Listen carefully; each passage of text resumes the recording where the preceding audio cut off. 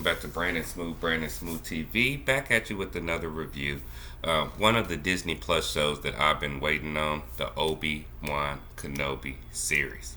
This ain't Boba Fett. This ain't The Mandalorian. This ain't Star Wars Visions. This ain't the other shows. What I would say, more secondary characters. This is Obi-Wan Kenobi. Me and my family's favorite Star Wars movie, and this is probably because when I was born too.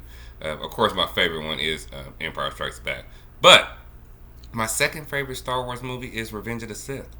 And it was around my generation, came out right around the time I was graduating.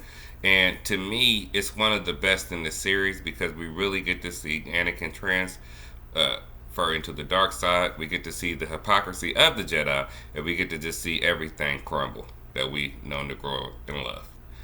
The prequels always got a lot of backlash, but now they're appreciated, and it's crazy because I never really had too much of a problem with the prequels.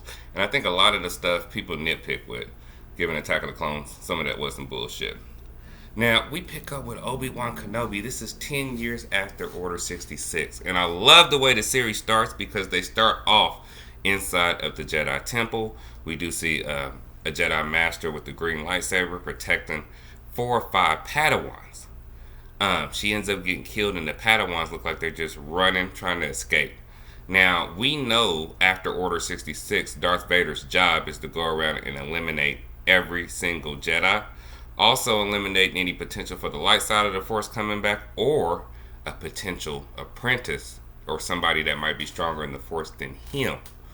We know in the video game continuity, he does get Star Killer and has him as a secret apprentice. Hopefully they might follow something suit with here. So Obi-Wan, we pick up 10 years later. He's on Tatooine. He's watching over Luke, and he's just really keeping it low-key.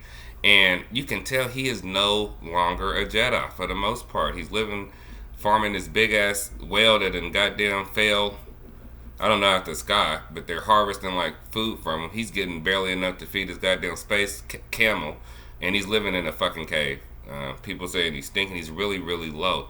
Now, the Inquisitors, and we know the Grand Inquisitor, they kept that same concept from Rebels, Clone Wars. The Inquisitors were trained by Darth Vader. And initially, these are people that he can use to go scout and purge the universe of the rest of the Jedis. And this, it looks like they have most of the Jedis, because you can see when the Inquisitor's talking to the second brother, the third sister, all the other Inquisitors, he's saying, look, we can't just run around killing these people because we got to get as much information. So they're kind of really going around interrogating them versus killing them. Of course they will, but since it's not that many Jedis, they're trying to soak up any information they get. So after we meet the Grand Inquisitor, I think it's the second brother, we meet the third sister, Reva. She really has a chip on her shoulder.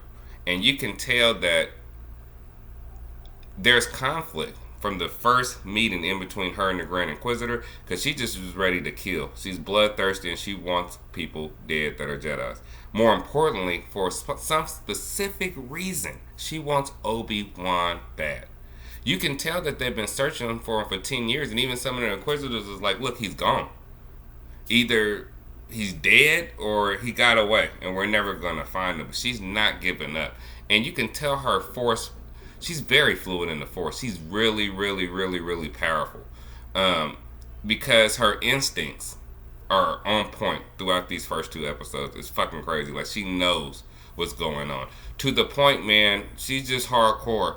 She don't be bullshitting. Somebody was like, hey, you can't be here. She just sliced their hand off. Easily. And then she's actually interrogating Uncle Owen, who we know is Luke Skywalker's dad, put a lightsaber up to his neck. And I don't think, if the other Inquisitors weren't there, she probably would have killed him. She felt that he knew something. She even asked him, do you have a Jedi back at your farm? Which he actually fucking does. But he held it together and was strong. So, as we progress, you can see Obi-Wan kind of just creeping around Tatooine, and he's trying to stay out the way. He knows people are looking for him, are looking for Jedi, and we even have some rogue Jedis that show up. One met him in the desert in the first episode, and he just said, look, I know you, Obi-Wan Kenobi. You're Master Kenobi. Help us. We gotta, try to fight this. And Obi-Wan was like, this shit is over. This shit is over. The Jedi's over. He told him to take your lightsaber and go bury that motherfucker in the desert. This shit is dead. So, I feel him. And see, I have to say this.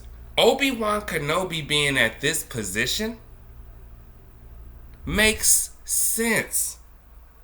Because he's fucking being hunted. So, my biggest critique about The Last Jedi was Luke Skywalker cutting himself off from the motherfucking Force. Obi-Wan needs to do it to survive. So he won't fucking die and can complete his mission of watching over Luke Skywalker. Luke Skywalker had already fucking defeated the Empire. The Empire was beat. Vader turned to the good side, threw the Emperor down the motherfucking shaft, and it was over. And he had time. He didn't have to worry about nobody hunting him to start the new Jedi school, which he does. So him turning himself off from the Force because he lost a few fucking students still don't make no sense. They're going to try to retcon that shit and tie this all in together. Watch. So the biggest surprise out of episode 1 and 2, of course, is Leia Organa. And I said it when I was watching it with my family. I said, they're going to show some clips of Leia too. I didn't know how far they were going to go, but we actually get to see the planet Alderaan. We catch up with her at 10, and she's the same intelligent, feisty, I'm not waiting on nobody character. She's just ready to go. Now, of course, she's fluid in the Force, but she doesn't know it, and she doesn't really have any information on her family. So at the end of this episode, we find out she gets kidnapped. Going in episode 2, we found out fucking Reva actually kidnaps her. And Reva's, like I said, in the Force, she's strong because she went in the archives and searched for a link in between Senator Organa and Kenobi. So she's like, let me kidnap their kid. Kenobi will come out to rescue him since they have some type of link in the archives. And that goes into the second episode where the bounty hunters take her to the Hong Kong looking planet. And basically Obi-Wan got to go back into action. So he goes back to the desert. We see him dig up the lightsabers. Iconic moment, because not only does he still have his lightsaber, he still has Anakin's lightsaber that he took at the end of Revenge of the Sith. That was his brother. He was shattered when this happened. You can tell he's grieving Anakin in this. Even after 10 years, he's grieving everybody he's known and loved. All the Jedis is dead. His whole life, mission, and purpose. So he's in a bad headspace, but he decides to go help. After our boy Jimmy Schmitz pull up on him, Bail Organa, he pulls up on him like, look, this is my daughter. I need you to get back into action. He's like, look, I'm not a Jedi no more. I don't know how to do this. He's like, no, you need to figure this shit out, peeps. So Obi-Wan goes into action and heads to this planet. Now, the Grand Inquisitor and Reva's relationship is definitely not just on par, because once we get on the planet and he starts searching for him, fucking they pull up, the Grand Inquisitor and another one of the sisters and one of the brothers, and they tell Reva, look, stand down. And Reva's like, I'm the one that brought him here. And basically the Grand Inquisitor was like, I don't care. And you're going to get dealt with when we get back to the ship. So, of course, it's fight and chase. Leia really don't believe that this is a Jedi until he made her float, all of that. Y'all seen all that. But at the end of the episode, when Reva finally catches up to Obi-Wan, but she doesn't see him, they are literally right there. The Grand Inquisitor comes in at the last minute and is like, look, I'm going to show you how this shit's done. Reva stabs him in the motherfucking chest. Bam! I don't think he's dead, but we'll find out next episode. And she said, motherfucker, I'm not going to let you take the credit, and now you in the gutter.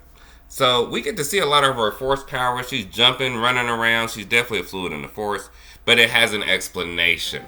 It's not like Rey, where you just living on a desert planet and then you just doing Force shit every fucking where. We know she was trained by Darth Vader, as all the Inquisitors were. And we know this motherfucker happened to be super powerful in the Force. Now, the episode ends in one of my favorite scenes, probably my favorite scenes out of the first 2 episodes, when she says, Lord Vader will be pleased. And then you can tell in the Force, they're sensing each other, and she's definitely sensing his emotions. And she said, oh, you didn't know. And she said, Anakin Skywalker lives. How the fuck does she know he's Anakin Skywalker? She had to be one of the younglings, one of the Padawan little kids in the temple during Order 66 to know he's Anakin Skywalker. That's one way. Because he was Lord Vader. He was cresting Lord Vader when they went and attacked the Jedi Temple. That happened afterwards. So that's one way she can know. The other way she can know is she didn't got close enough to Vader or seen his movements. We got to remember that 501st Legion that Anakin used throughout the entire Clone Wars were the same stormtroopers and same group he travels to go do all his dirt with. So if she knew members of the 501st and can see the relationship in between Vader and them, because he basically treated them like they dudes that was still his dudes, even though, he changed to Vader. That's another way they can know. So I'm very excited about this season. When at the end and they tease us when he says Anakin and then Vader opens his goddamn eyes and the music cues. So far, this is the best Star Wars Disney Plus show we done had.